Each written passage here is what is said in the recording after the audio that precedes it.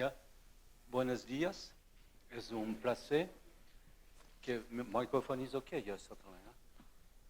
Es un placer para mí de estar con ustedes para el segundo. So, continuando en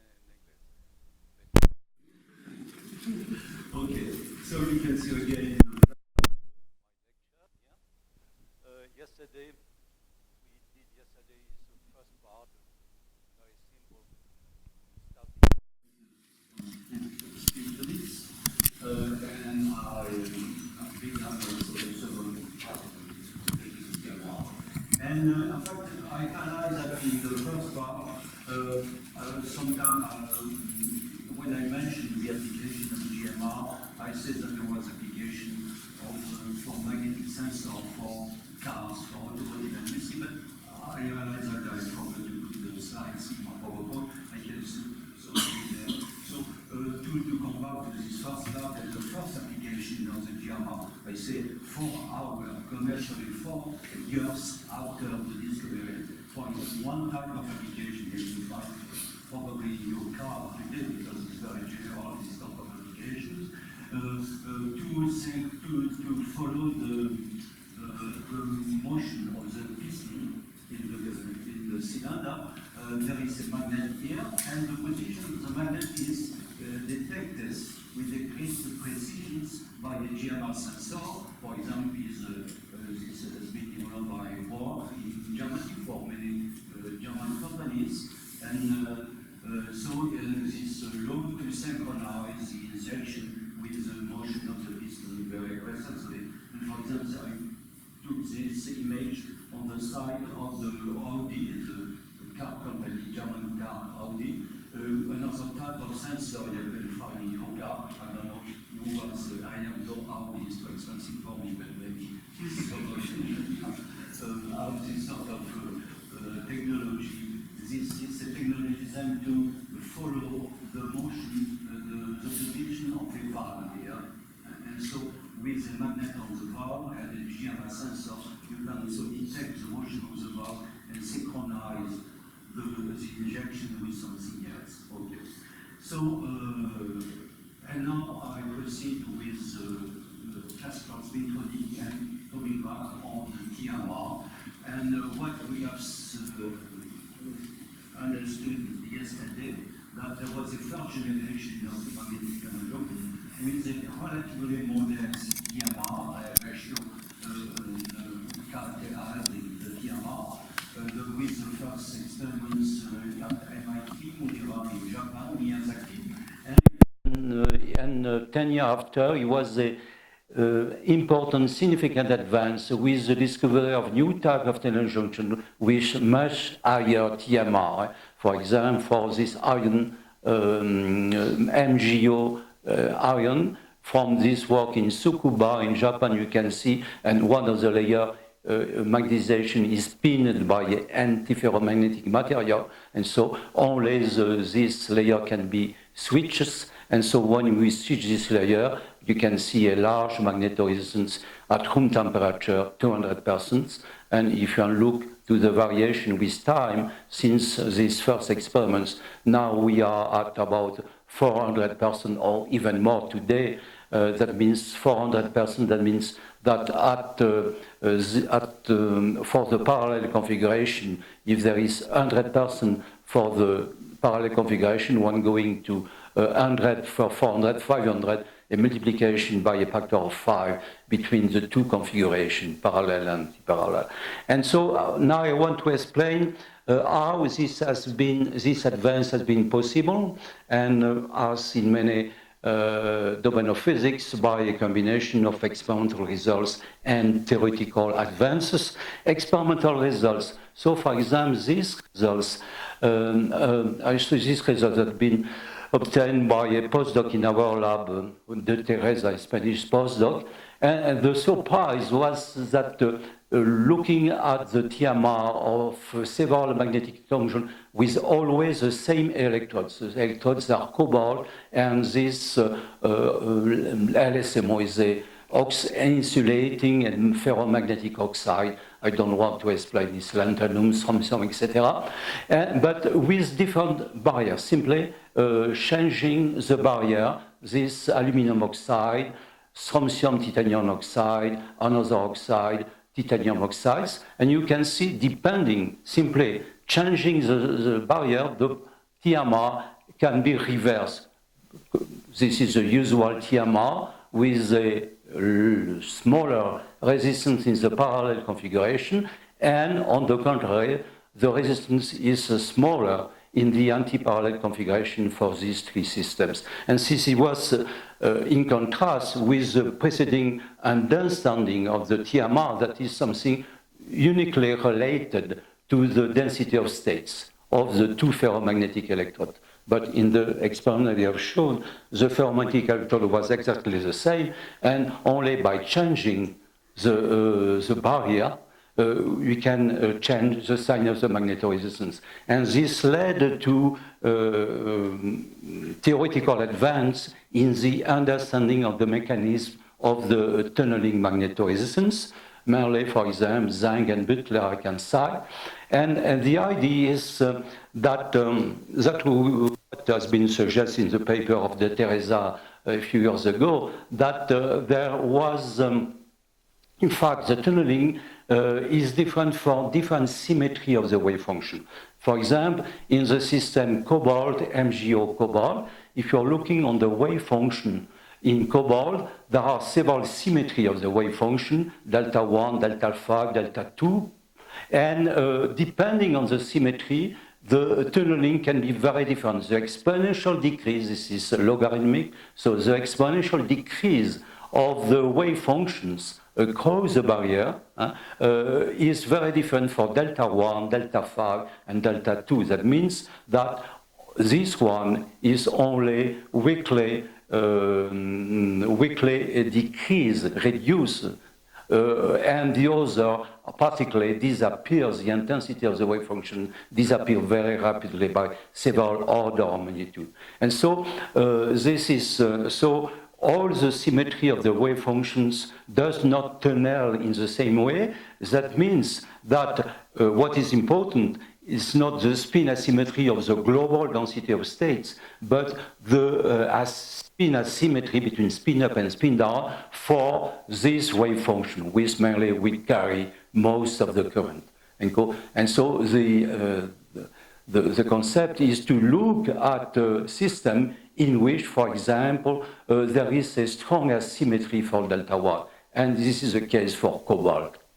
For cobalt, actually, there is delta 1 exists only for the majority spin direction, the symmetry delta 1.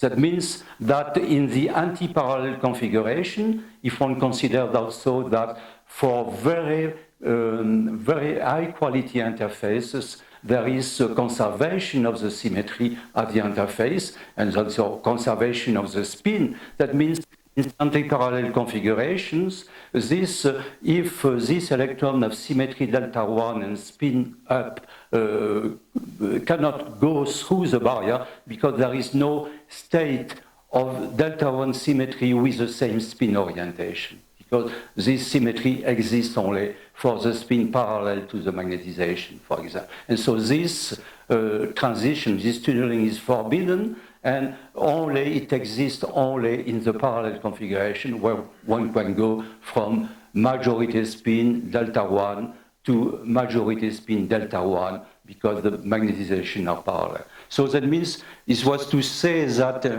you say that the advance, even for the technology, came for some combination of experimental results and theoretical understanding, more advanced theoretical understanding of the tunneling. So today, and so something, okay, yesterday I had the question, is the quality of this multilayer important for the TMR or for the GMR? For the GMR, not.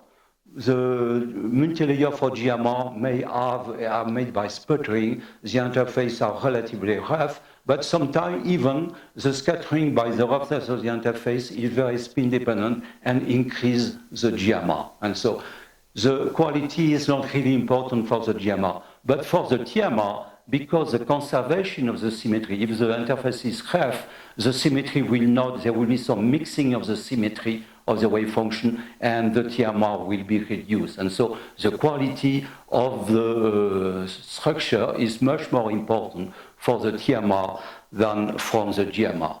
So today, you have TMR based on this tunnel junction with MGO, and you get but relatively complex. And in fact, you have, for example, always MGO in the middle. This is a layer with the pinned magnetization. In fact, generally, it is a tri-layer with antiferromagnetic coupling between the two layers, so that there is no global magnetization of the systems, and this system cannot be switched by a magnetic field.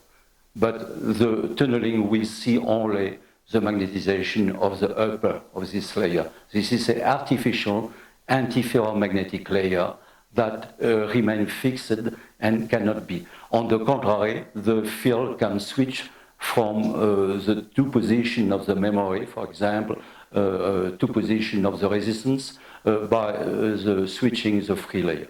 And so there are several other types of layers for technical reasons that I don't want to explain. So this is the base of many applications, will be the TMR for the hard disk, but also the STT-RAM, SOT-RAM, and many structures of this type.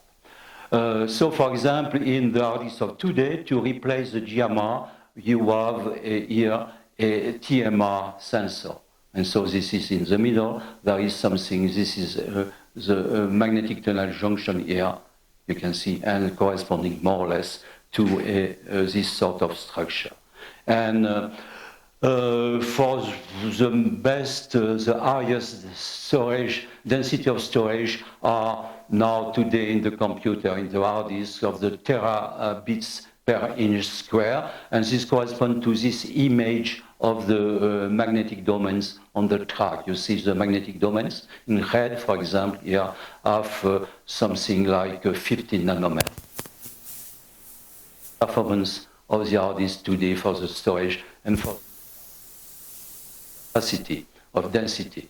And actually one of the problems to go further is that by decreasing more and more the size of the sensor, the tunneling magnetoresistance, the resistance of this tunnel becomes too high. So there is a larger noise and so on. And so the next projects to increase the capacity above this density here is to come back to the GMR, but the GMR in the current perpendicular to the layer geometry, CPP geometry. So what, for example, in this company in California, the new hard disks are based not on TMR, but on GMR. But GMR, because the GMR is smaller, it is metallic, so the resistance is smaller, and so you can, and when the resistance of the TM Y, the idea is to reduce the resistance by going again to something purely metallic without insulating barrier, and so that is a TMR. But the new TMR is based not on the classical cobalt, permalloy, and so on, but on the new magnetic alloys, which are the Hustler alloys. So in this GMR sensor here, CPP GMR, there is this is a pinned layer of Hustler alloy, a non-magnetic Hustler alloy here in the middle in blue, and the free layer of Hustler alloy. And this, in CPP GMR, the GMR is very high, and with the advantage, because everything is metallic from the top to the bottom, so a small resistance and an advantage over the TMR. So it was okay. And so I proceed to another important topic, spin transfer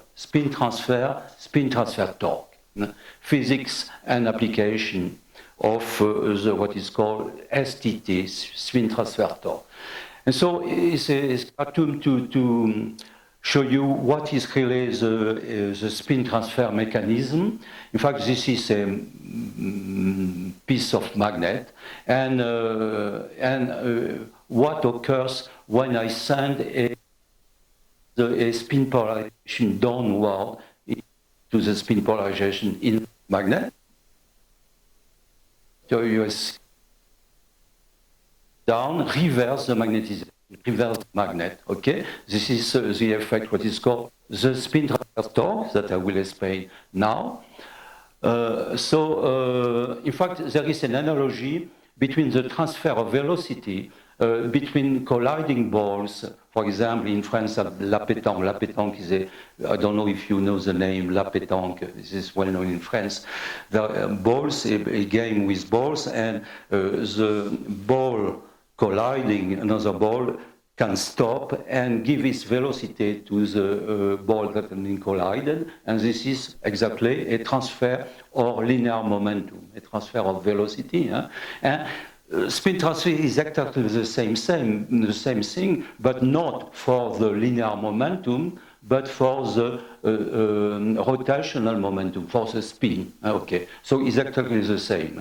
The concept is exactly the same. And more precise view, I can suppose, for example, this spin transfer can be obtained if, for example, you suppose two magnetic layers with in between, for example, a copper layer of a tunnel barrier, MgO, and suppose that this magnetization, this global spin is up, and this one is in other direction, so that the current going from the left to the right is tilted with respect to the spin configuration, the spin orientation in the second layer. Alors, what occurs? What occurs is that when this electron with the spin twisted in this direction enter the ferromantic layer, they feel the exchange interaction. We try to align with this like a magnetic field orienting all the spins in this direction, and so they begin to rotate, to precess. And during this precession, because the exchange interaction is not the same, it dephases very rapidly, and finally, after 2 or 3 atomic layers, these spin polarized currents lose this transverse component. Okay, so that means that after a few atomic layers, the spin polarization of the current is vertically oriented like that.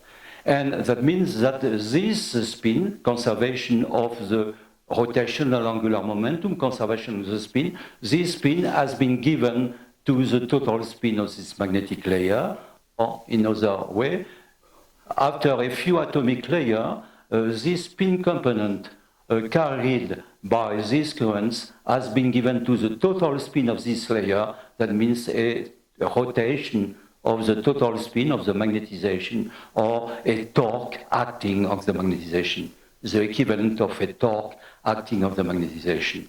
And in fact, ds over t is simply the absorbed transverse spin currents, conservation of the spins, what is absorbed and disappears, this part of the spin that disappears, the absorbed transverse spin current, ds over t. In other words, the torque divided by h bar, because ds over t is h bar ds over t is the torque, correspond to simply to the absorption of this vector. Yeah. And mathematically, if you write the triple products, the vectorial products, you can find that the torque is simply depends on these triple vector products. M is the magnetization of this layer, and sigma, the unit vector along the magnetization, and sigma is the unit vector along the polarization of the current. So this is a very general expression for the torque, depending on the polarization of the injected current. Of course, if the injected current is parallel to the magnetization. If sigma is parallel to m, the torque is zero. The torque exists only if there is this transverse component with respect to the magnetization in this second layer. So there is absorption of the transverse component and creation of this torque defined by this project. In fact, there is another term which is a field-like, but which is much smaller in general, because if the precession is not exactly in a very short depth of the layer.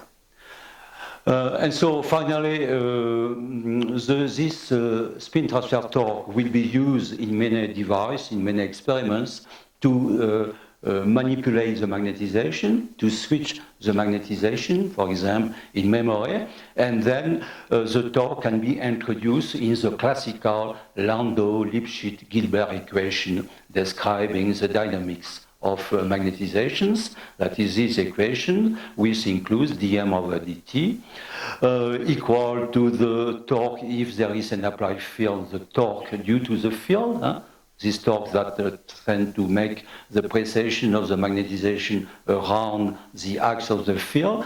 There is a damping torque, the classical expression, the Dilbert terms, and there is the STT torque that with the expression that I have given already, depending on the M is the magnetization and sigma is the polarization of the injected spin current.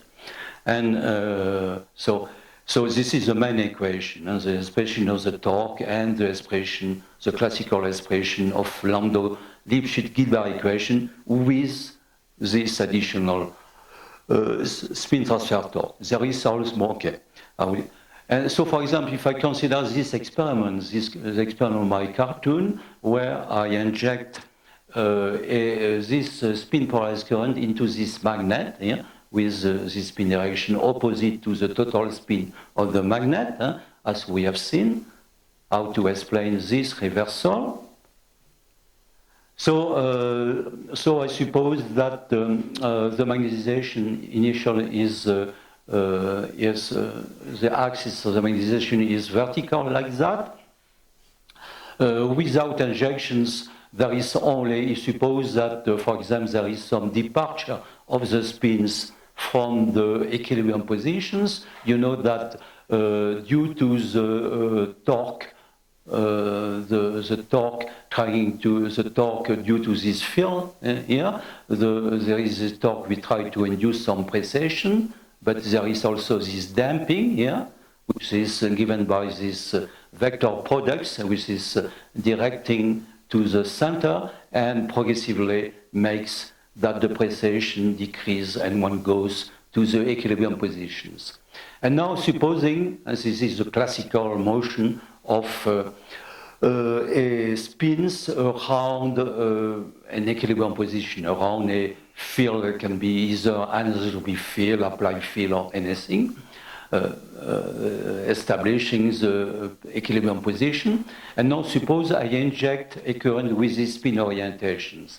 The spin transfer torque will give these terms, and these terms correspond, if you calculate the triple product here, correspond to a vector like that, which is opposite to the damping torque. And so if the current is sufficient,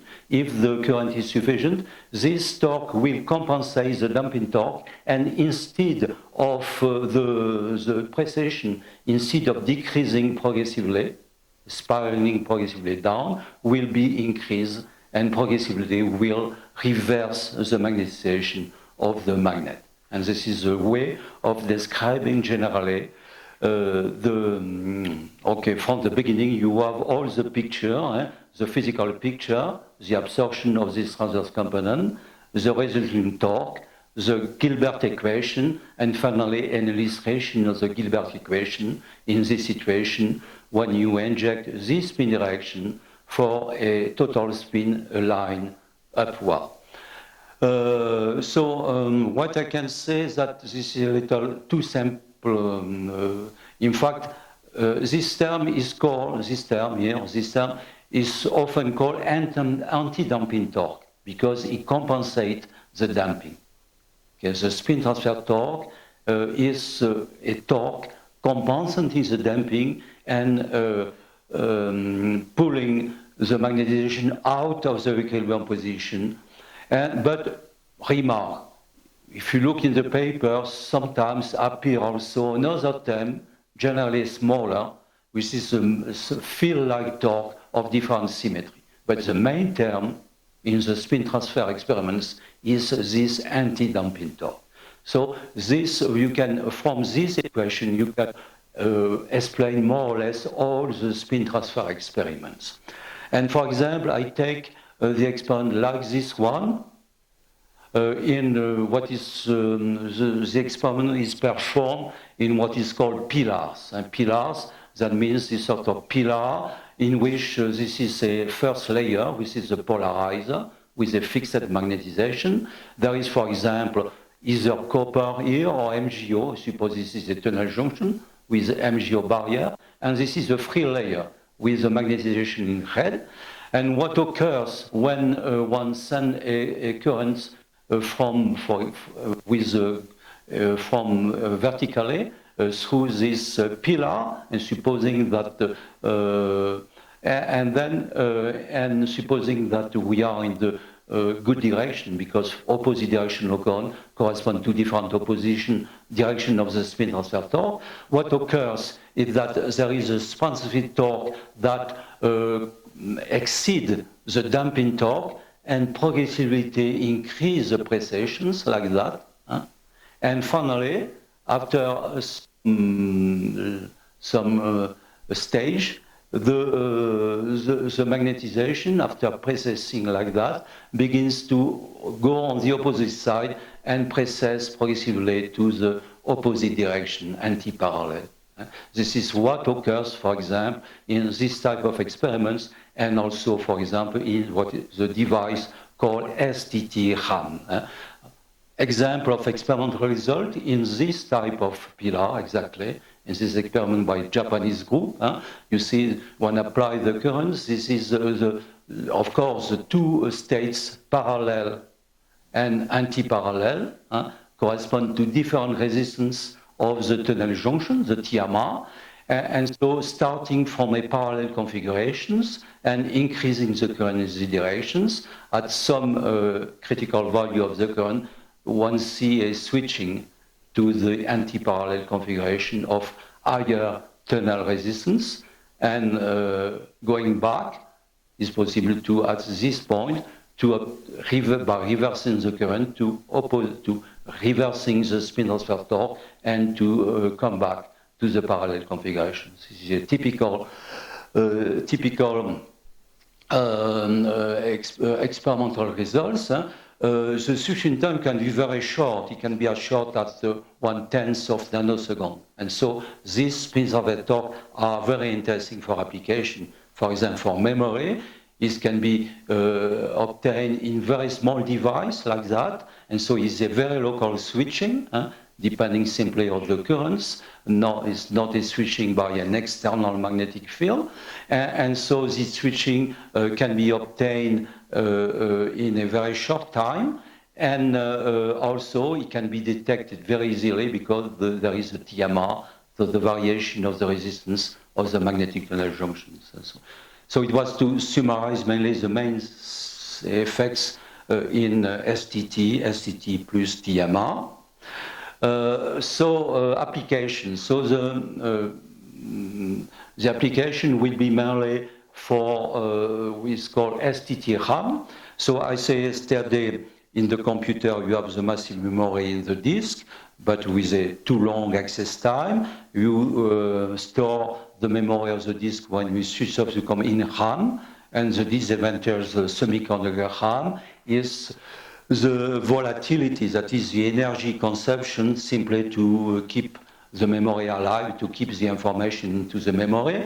And so the MRAMs, the first generation, have been MRAMs with only application for space technology, defense, and avionic, Airbus, for example. And the new generation will be called STT-RAM. I will show that they will appear in 2 or 3 years and will impact strongly the technology of the computer.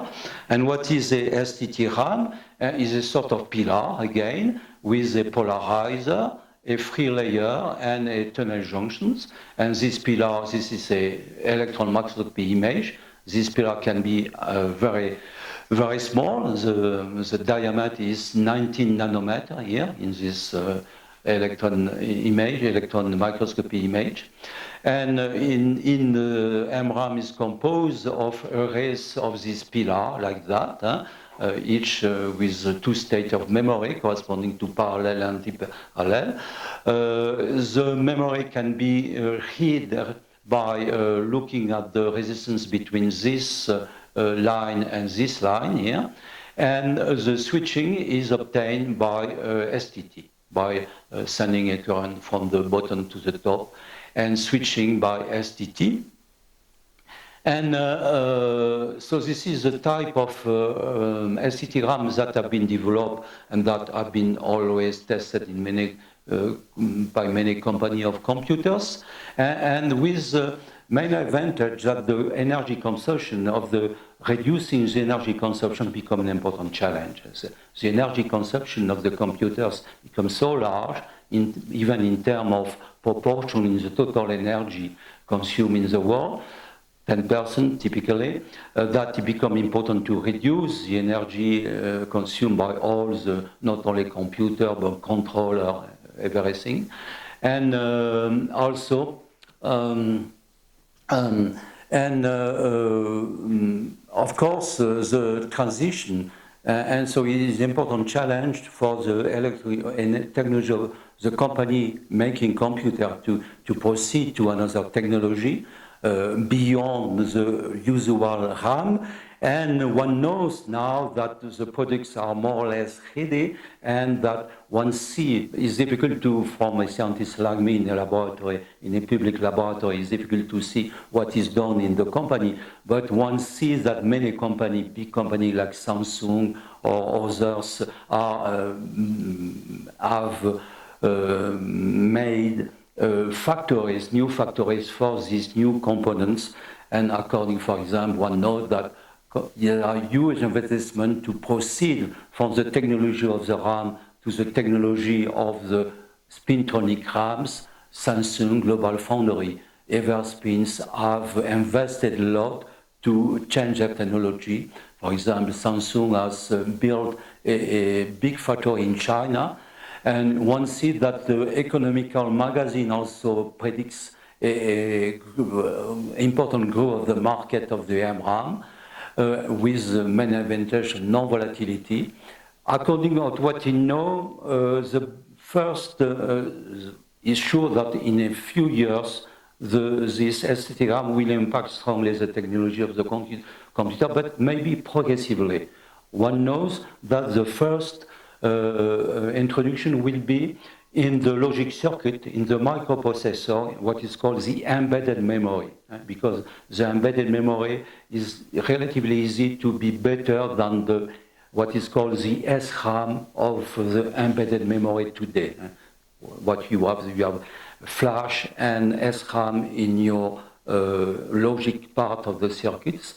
And so one knows that certainly the first introduction will be to replace in the logic circuits, in the FPGA microprocessors, the CMOS memory, the semiconductor memory, replacing the CMOS memory on the side of the logic part of the circuits by STT-RAM on the top, directly on the top of the logic memory, with also an advantage for the speed of the connections. So one knows, we suppose, that the first impact will be for this embedded memory, and maybe later, but the competition is a little more difficult to replace the DRAM. The DRAM is intermediate. The first is for the memory, the storage of memory at the beginning of the computer, before going to the embedded memory and to the logic part of the circuits.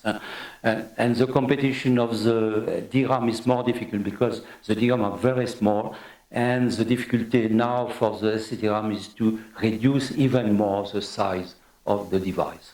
Okay.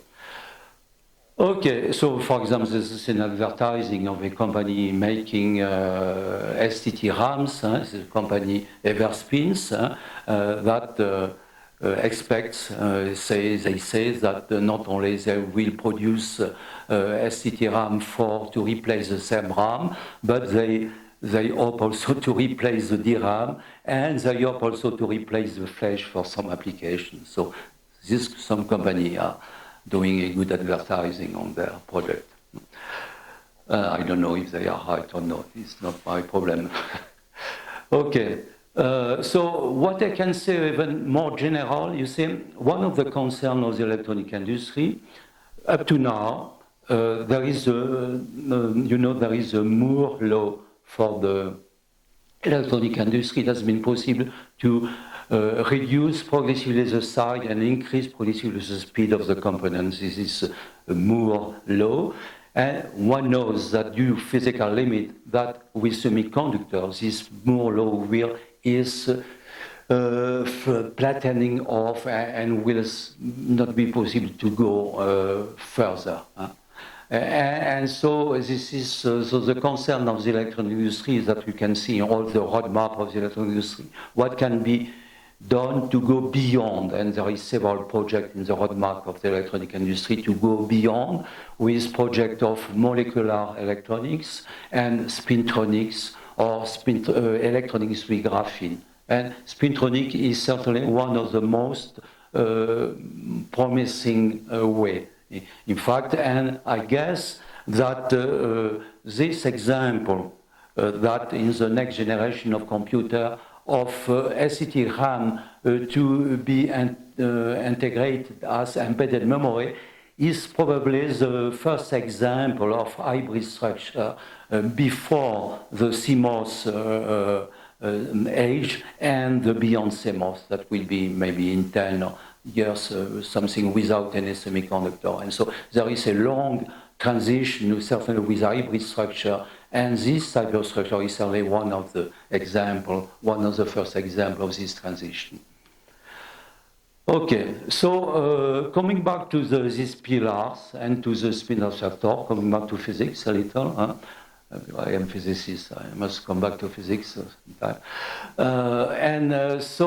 In fact, there is another regime for this pillar with transfer torque, is the regime of precession and generation of microwave oscillation in the microwave regime. And for example, suppose that in this sort of pillar that we talk, we have seen that the switching is obtained by this increasing the precession, increasing its infinitely small precession to progressively switch on the other side. But it's clear that if one adds a magnetic field to maintain the magnetization in this direction, it will be more and more difficult to compensate the restoring torque to the equilibrium positions. There will be a competition to win and finally, what can be expected is we want to apply a magnetic field here. The system cannot switch and will be stabilized in a regime of steady precession. And this is the spin transfer torque induced precession of the magnetization, and the frequency of this precession is generally in the gigahertz range. And so during this precession, of course, there is a oscillation, there is the resistance of the tunnel junctions due to the TMR effect, because the relative orientation of the magnetization in this layer and in the reference layer change periodically, And so there is a periodic variation of the resistance of the tunnel junctions, and with the current count, there is a periodic variation of the voltage between the top and the bottom. And so production of a EC signal in the gigahertz range, and a EC signal can be sent to antenna to produce emission of RF wave in this frequency range. This is the concept of this called STT nano oscillator, because this oscillator can be very small, a few, maybe 10 or 20 nanometer. And so this is the concept of the nano oscillator. And so what can be done with these oscillations? Either they can be used as a source of radio frequency signals for integration into a PLL for the emission, which is the name of the device. And for example, this is an example of emission of this radio frequency signal in voltage as a function of the frequency. There is, for a given current, there is emission in this for this system. This is permalloy, copper permalloy, in the range between 3 and 4 gigahertz. And it can be used as detecting also. It can, if you receive a signal in the gigahertz range, if the frequency is just at the resonant frequency, it can detect the signal. So it can be used also as rectifier of a RF signal of a sensor of frequency. And so, for example, the company with which I work, Thales, is developing nano oscillator for these oscillations, for frequency sensor, and also for this application. And so this is there is an advantage of this nano oscillator for several applications in telecommunications. In fact, in telecommunication, when you want to produce a frequency signal in the gigahertz range, in fact, you start from the lower frequency of a crystal, and so you multiply the frequency by some factor. But what the advantage, according to what I know, I don't expect exactly of this field of technology, the advantage of the nano oscillator that you can change in the current, you can switch the frequency in a broader range that can be done with classical technologies. And so tunability, agility, only by changing the DC currents.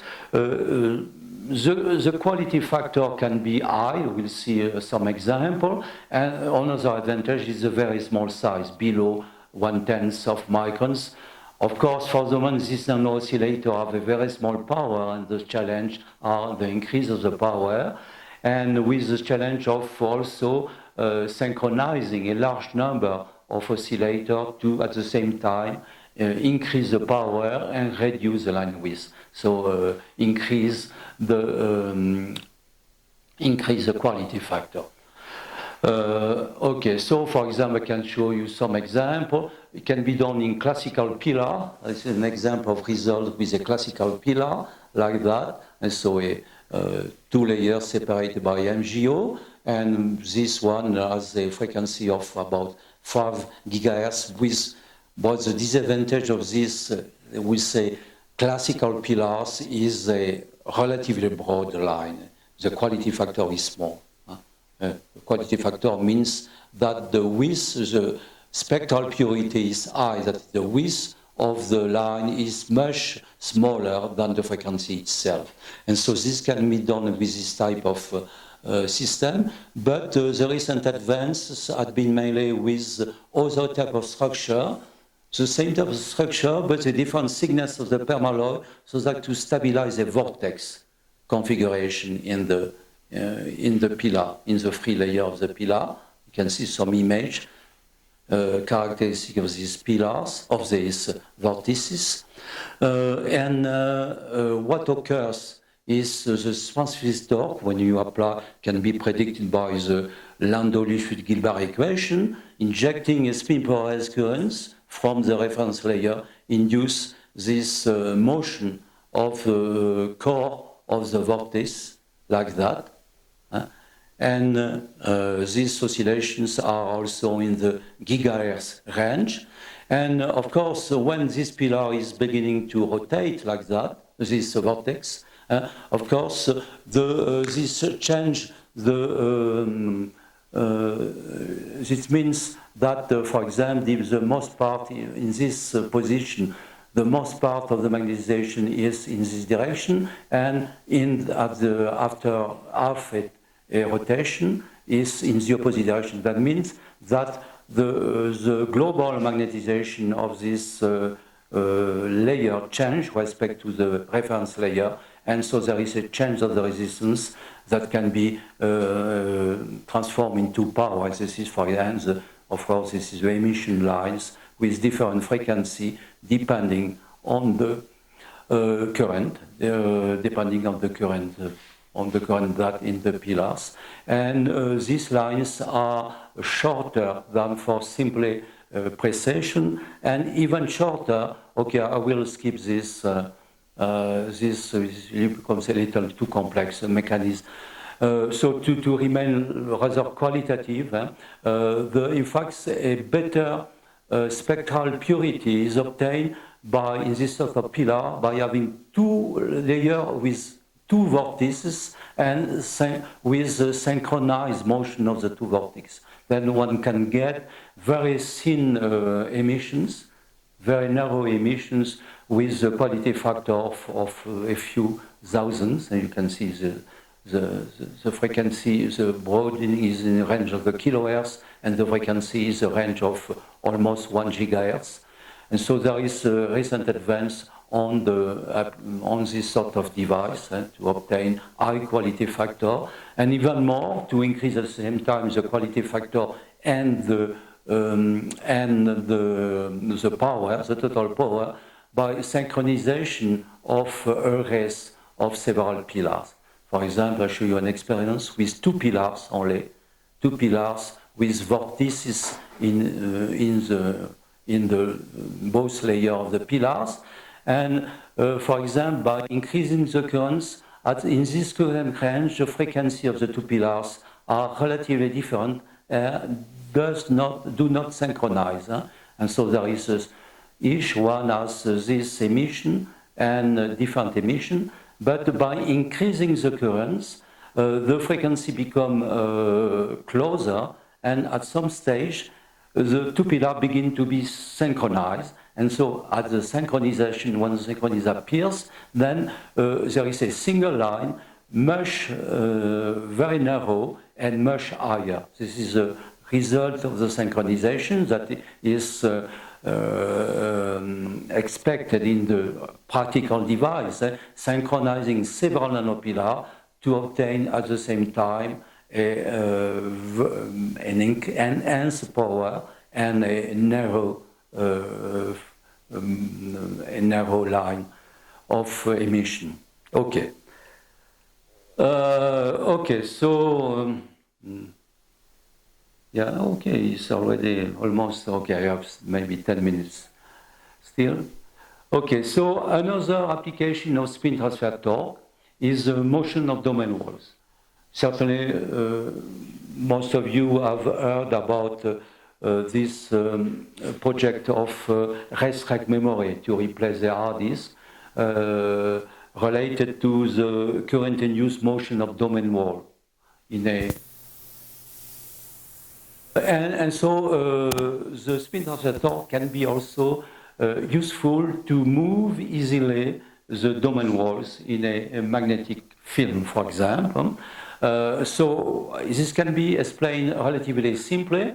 Suppose that you have a film, this track in a film, with a domain wall, that is a wall between this magnetization height and this magnetic.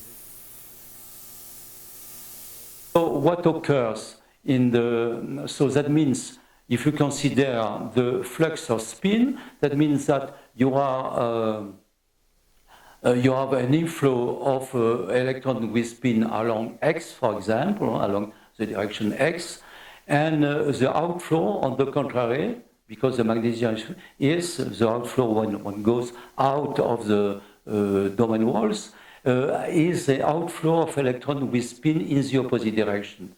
That means that if you make the balance between the two, that means that you are given spin in the direction to a part of the sample. So you have given to the domain wall spin in this direction because you give spin oriented plus, and you start with spin oriented minus. That means that the balance say that you have given spin oriented plus to the central part of the systems. So the current, by depositing spin parallel to X into the domain wall, does something on the domain wall, does induce some torque on the domain wall, and we see induce the motion of the domain wall to the right. In fact, this is described by this animation. Spins are arriving, exerts a torque, and because they are rotating, they are giving, like the balls, like one ball collide on the other and gives some momentum to the second ball. Yes, the spin rotates, so that means the spin changes. That means some quantity of spin is given to the domain wall. And if you give a quantity of spin in this direction, that means that you increase. This is equivalent to increase the part of the spin oriented in this direction in the system, so pushing the wall like that, or also pushing the second edge of the pore on the other side. So this can be described by equations that I want to describe. In fact, you can see in the textbook on this system that the currents, if you suppose in self-approximation that the magnetization of the spin follows the magnetization in the walls, this is the adiabatic approximation. The torque is given by this expression. This is the adiabatic torque. And by this torque, this is the torque that describes the torque M from this equation. By introducing this equation into the Landau-Gilbert equation, you can describe exactly the motion of the domain wall. There is also an extra term that corresponds to the situation where the spin does not follow the magnetization inside. This is, you can only retain this classical expression for the torque that explains quantitatively what is the effect of a magnetic current on the domain wall if we know the current, if you know the current U, if you know the polarization of the current, you include the current and the polarization of the current, and if you know also the magnetization inside the domain wall.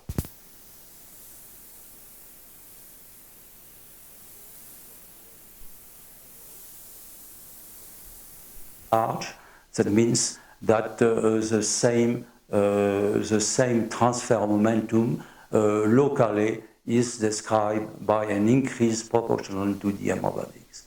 So in fact, this is the only thing to retain is this equation. Yeah. Okay, so experimental results on the motion of domain wall in a sort of track like that is in experiments at synchrotron radiation by PEM with detection by XMCD, by spectroscopic detection of the spin orientations. And you can see the motion. Pulse occurrence allows to displace, for example, this wall here to another position, and finally to these positions with a relatively high speed. There are applications of the domain wall motion by STT. For example, this is from the site of the company Nyanisi in Japan. This is a sort of not STT-RAM, but STT-RAM, of course, but based not on the switching, global switching or magnetization, but the displacement of the domain wall. In fact, this is magnetic tunnel junctions, but in the bottom layer, there is a domain wall, and depending on the position of the domain wall, we are in the anti-parallel or parallel configuration with two states of memory. And now the switching is not by switching globally the magnetization of one of the layer, by shifting by the domain wall here. And you can see that in this advertising by the company, what can be the advantage of this spin transfer torque compared to the STM. Mainly the main advantage is that the current you need is only in the bottom layer and has not to cross the magnetic tunnel barrier, and so the energy consumption, the Joule effect is smaller because this is a metallic layer and not a tunnel barrier of high resistance.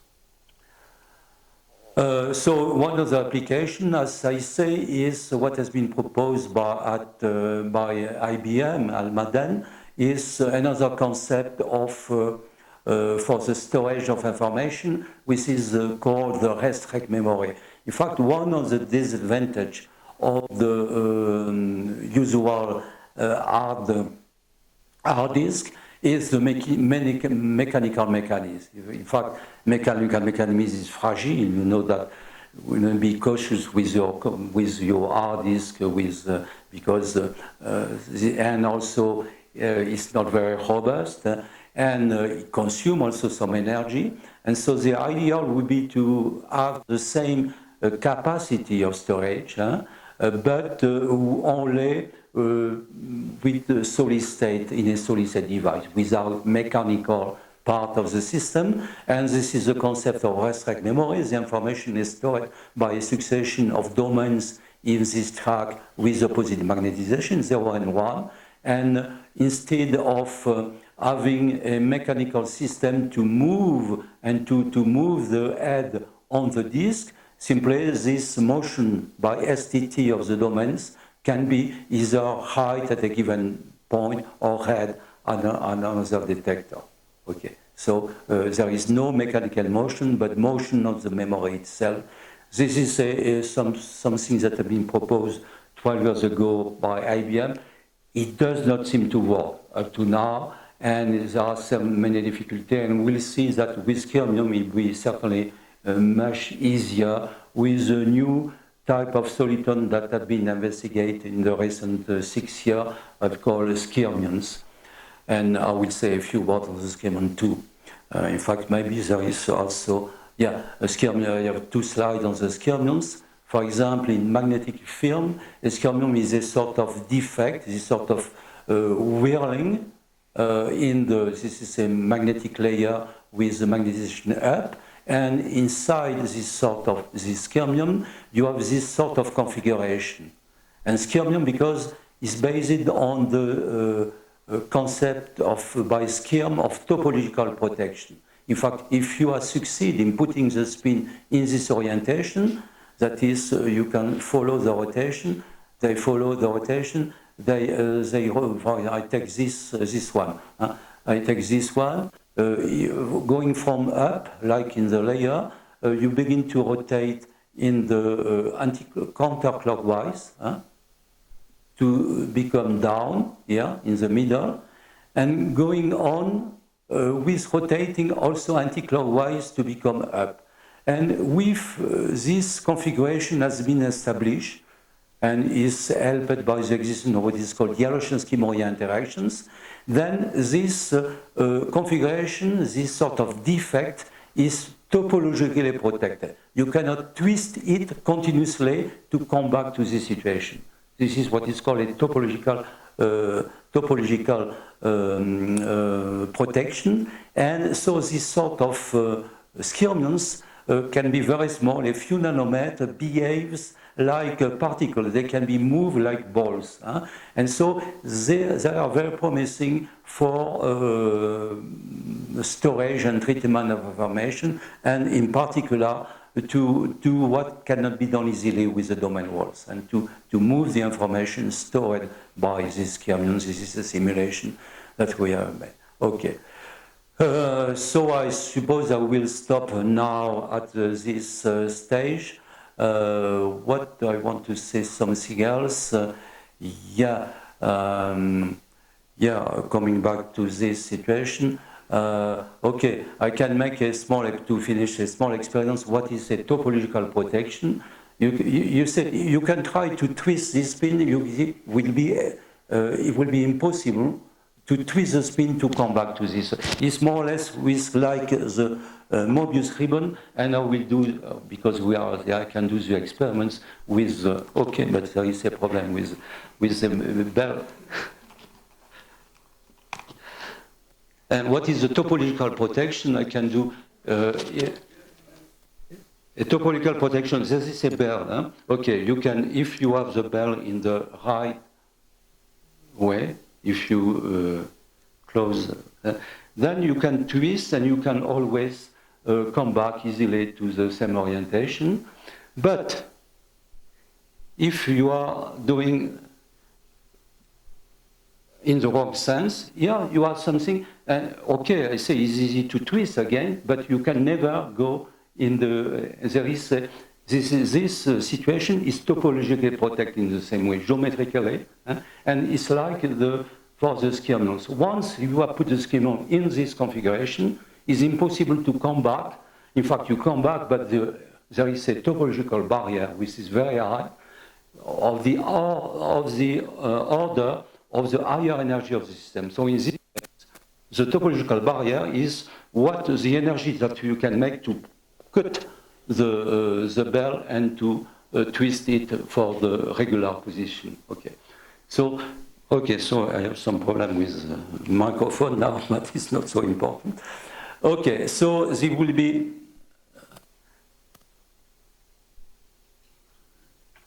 I know where I have my pointer here. So it was to close this second lesson, and then I will next time it will be the second part of classical spintronics, the concept of spin accumulation, pure spin currents, lateral spin valve, and several applications on this part of the topic. So if you have questions, I am open for your question now.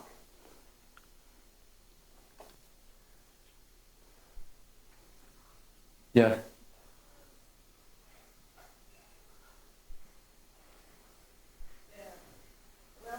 As you said before, in the aim to lowering energy consumption in the... Sorry? Repeat, please. No, I did not understand. Yeah. In what you said before, in the case of lowering energy consumption, you said that the microprocessor, STT, RAM memory gets that, accomplish that thing. Yeah. So now I was imagining that maybe one can make something like add just some junction just to lower more that. Is it possible, something like that? Yeah, the problem is that for any device, for your phone, for example, you don't want to have a phone in a cryostat with helium. Huh? And this is the problem, is that in all this technology, people want a device working on room temperature, a computer working on room temperature and not in a cryostat. So that means that the application of superconductivity are limited by this, are very limited on this. If you want technology for high, very broad applications. Yeah.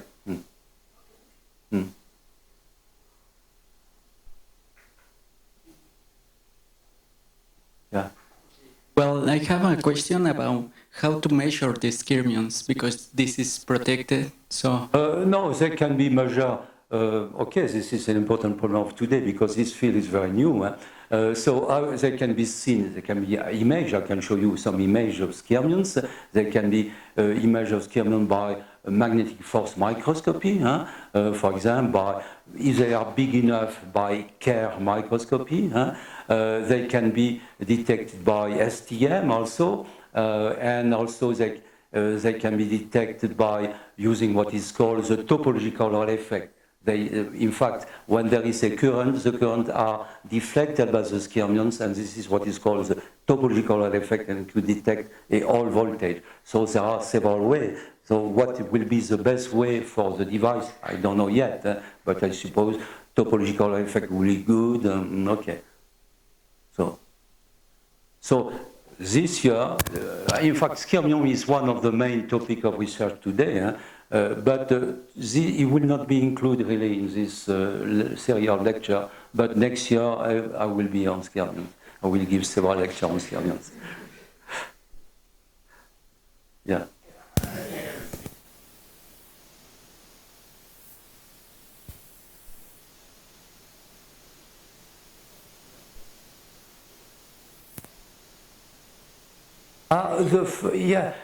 As fast as you can inject the current.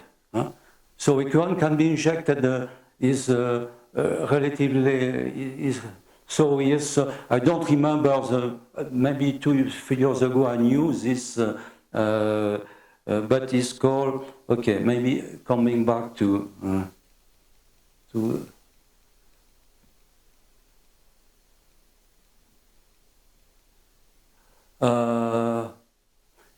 this is this question of fast control of frequency by the current. And so according to what I know, I don't remember now because I was working in this field, but it was maybe 6 years or 7 years ago. But tunability is the range of tunability, and agility is the fast control. And I remember that people were saying, I don't remember, I cannot say the details, that by changing the current simply can be done very, very rapidly. I don't remember. I don't remember the number. But this was a question that I knew maybe 6 years. What means fast? Is your question? What means fast here? But I don't remember exactly. Yeah, but people don't know how. What is the time needed to change the current? The current you can change it fastly, but I don't know what's the response time for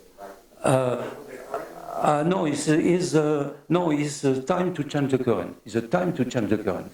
You change the current, you change the frequency in the range of the frequency, in the range of the gigahertz. So the response to the current, but what is slow is the time you need to change the currents. It depends on the capacitance and so on, and I don't remember the technical details on that.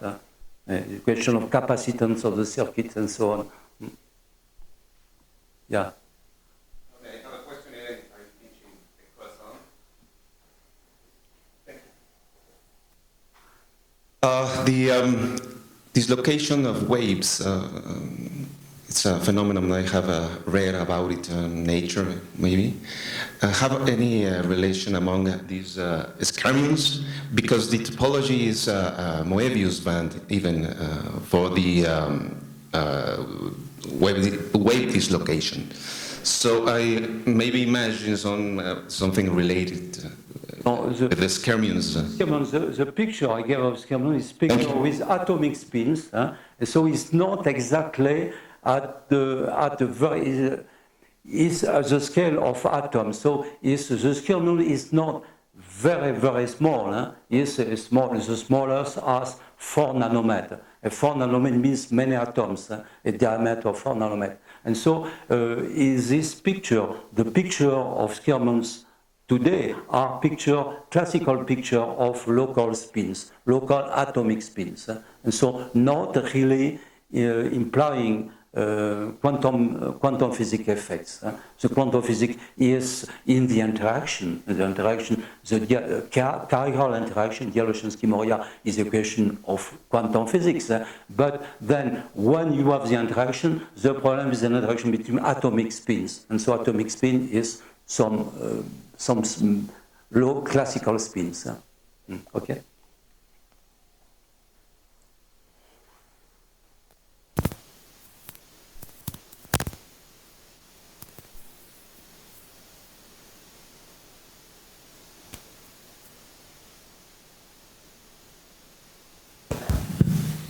In the final image, in the topological idea is you can't go from one vector field to another. Is some kind of from what? From in the picture of the vector fields in the last.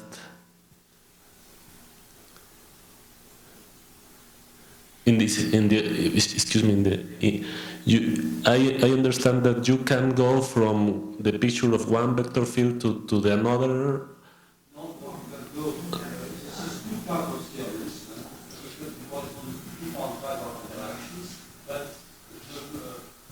What is totally different is this configuration and classical configuration that is this one. You can go from here to here without passing through a singularity. Okay, is some kind of index vector field, index of a singular point of the vector field? Yeah, in fact, to go from here to here, one of the paths, one of the routes, is to go by a sort of configuration.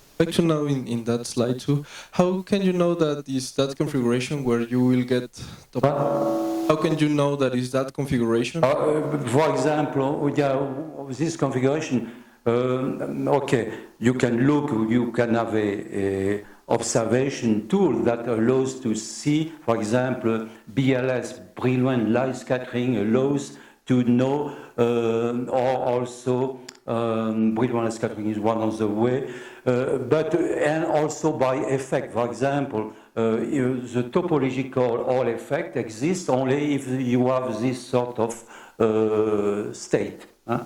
You add something else, which is a new effect, topological Hall effect, that also you can look at this. This can be pushed by electrical currents. And so if there was simply a magnetic domains, it will go along the current. This one, depending on the chirality, will have a deflection like that in the motion, or like that, depending on the chirality, clockwise or anti-clockwise. So there are several effects typical of the chirality of the system, of the configuration.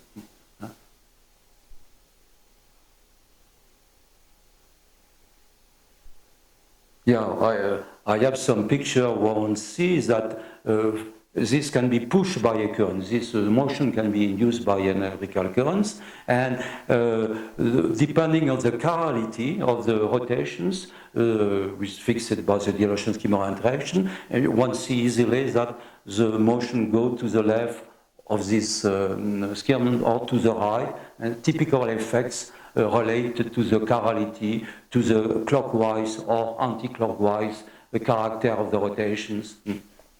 So there are signature, some signature or direct observation. For example, with we have also observation by using NV center magnetic. NV center is some song that can feel locally in a NV center and diamonds. Is a technique to look at the local magnetization of the atomic scale. And so you can also use NV center microscopy to look carefully to the configuration and to see what is the chirality, clockwise, anti-clockwise, and so on.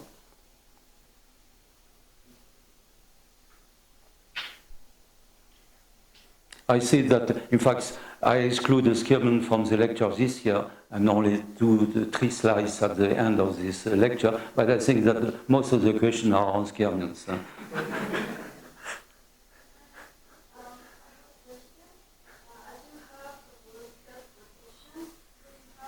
Again.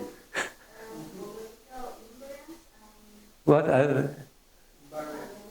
Invariance of what? Yeah, you have in a topology, and the topology is fixed and invariant. Hmm?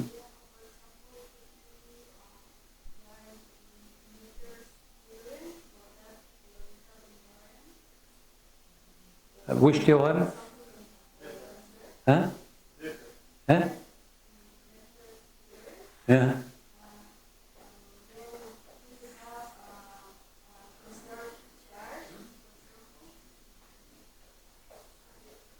Charge is not involved. Is it spin configuration? Huh?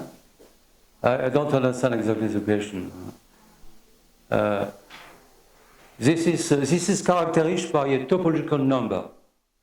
The characteristic of this sort of structure is a topological number, can be one or more, one is one in this configuration. And so what is conserved in any, except inside this topology, what is conserved is a topological number. Topological number, I can give you an expression of the topological number, is really characterizing this configuration. In fact, if you want, unfortunately, my talk was not on skirms. If you consider all the directional spins is on a sphere, they represent all the possible orientation in space. And so, like, I don't know the name of the animal, like with pike and those other. Okay, and so. And so there is a characteristic number for each topology, and there is also skyrmion with S equal 2 or minus 2, and so there are several topological families characterized by topological numbers, corresponding to this configuration of classical spins. Thank you.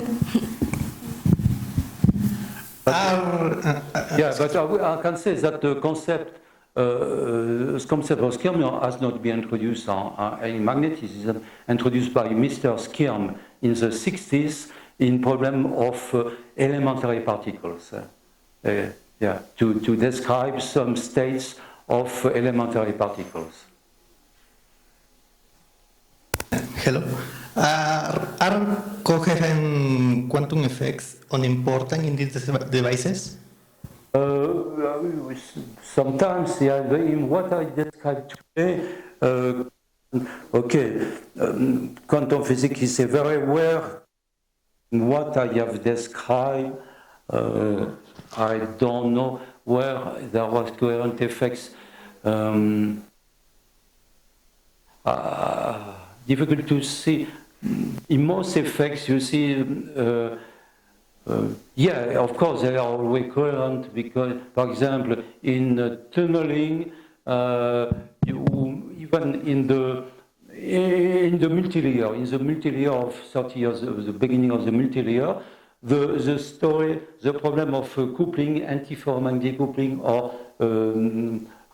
parallel or anti-parallel configurations. What is the lowest energy? This corresponds to some possibility of coherence between the wave functions reflected on both sides of the non-magnetic layer. So there is always problem of quantum physics and coherence. And for example, this oscillation of the GMR were related to a different coherence effect in the non-magnetic layer between the two magnetic layers. So this is an example. But this effect of quantum physics exists always. There is all nanophysics is based on quantum physics.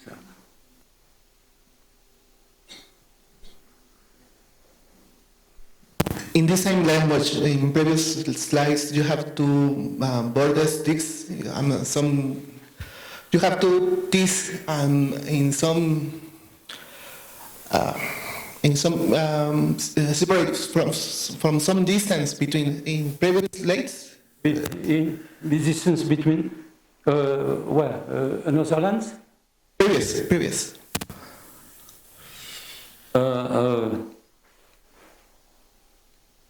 Yeah. More like 4, 3. More. Yeah, the previous one. My question is, how translate if there exists some critical effect between the depends of the distance between the disk. In fact, in this case, it was a tunnel junction, so a tunnel junction was MGO between the two, and so MGO for having a current going through is typically 1 nanometer. 1 nanometer between the two magnetic layers, and the two magnetic layers to have a vortex should be relatively thick, you see, 5 and 4, yeah? Because through having a vortex, you have to, they can be stabilized only in relatively thick layer. So there are always typical this for the layer in between 1 nanometer and for 4 and 5 and 15, yeah, 15. So these two layers are relatively thick, this one very thin.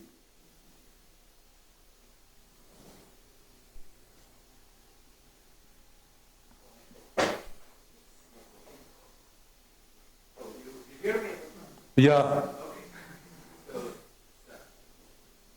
My question is the way of tunneling magnetoresistance. We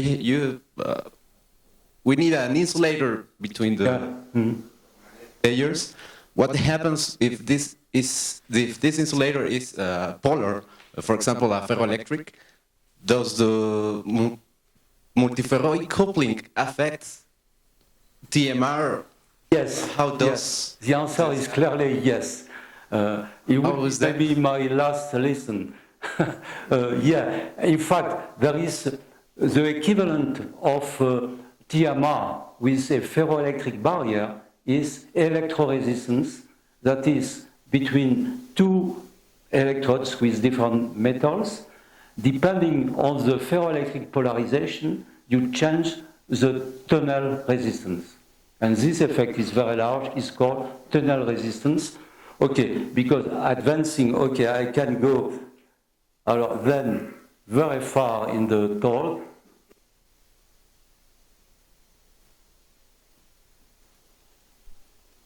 It would be better to go to my computer. Okay, we go.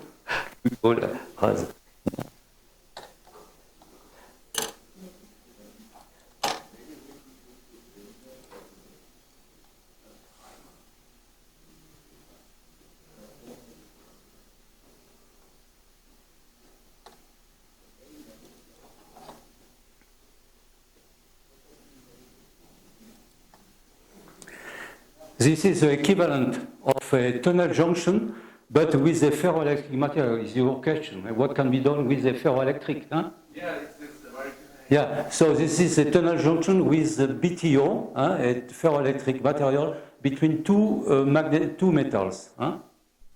Cobalt. In this case, they are magnetic, and so the result is the tunnel resistance as a function by switching, it can be switched from this by current voltage pulse from the polarization, ferroelectric polarization upward or downward, and this corresponds to this change by 2 orders of magnitude of the resistance of the tunnel junction. So the electrode resistance with ferroelectric barrier is even much larger than the TMR. It's not only the TMR, and so there is, in fact, if you have these things, you can simply, like that, change the polarization of the barrier, ferroelectric polarization. You can also switch the magnetization. And in fact, this means that there is a memory at 4 states.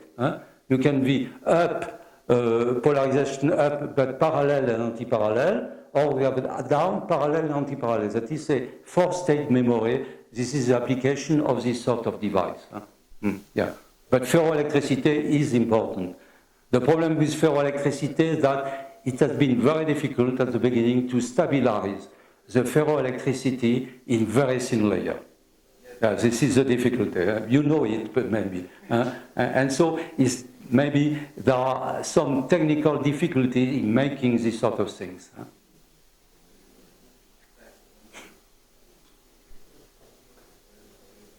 Okay. So. I think it will be all for today. We will continue tomorrow again at 11. Okay. See you tomorrow.